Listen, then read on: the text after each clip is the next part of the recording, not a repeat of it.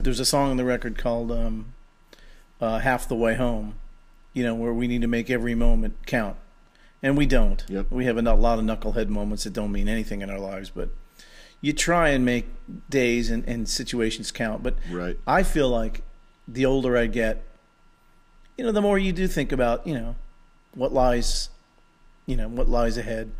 And with my mom passing away Christmas Eve, this past Christmas Eve she died. Sorry, man. I appreciate that. One of the closest people to me in the world.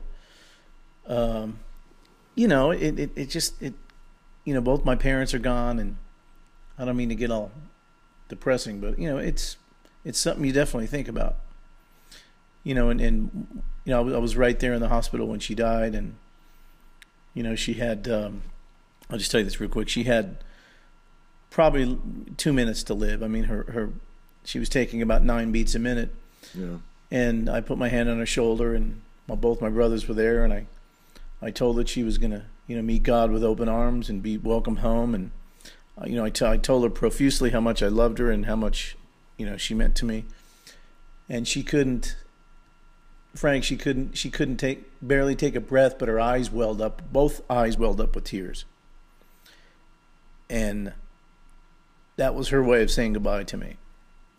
And it was just the most amazing thing, because I wanted her to just squeeze my hand just a little bit, just to to assure me that she heard me, but she didn't have the strength. But her eyes welled up with tears, and that just blew my mind. I'll never forget that as long as I live. The gift that my mom gave me, when I tell you I'm not afraid of death, is because of the gift that she gave me. Is she fell. I went to visit her at the hospital, and she was not good. And it was just her and I, and we sat there and we talked for 3 or 4 hours, and it was awesome. It was everything that I could possibly hope for, to be able to hear her talk about her life and what she's looking forward to on the other side. And it just made me think how much we're all the same and how much, what am I trying to say, dude? It's how much death is really a part of life. And when I go to halfway home and sort of think, maybe that's where I'm at right now, right? I'm just sort of halfway home, Well, I'm a little more than halfway home, but I hope not. It was just a nice metaphor for that particular song. Well, but I would say that even those conversations that I had with her, she was sad that she wouldn't see my kids graduate from high school and stuff like that. And I said, well, my hunch is you're still going to see them graduate from high school. You're just not going to be in the same room as us, or at least we won't be able to, hold hands during that time or whatever, right? Yeah. Oh yeah. But those are good memories. We went out just yesterday. Me and my son went out to my mom's.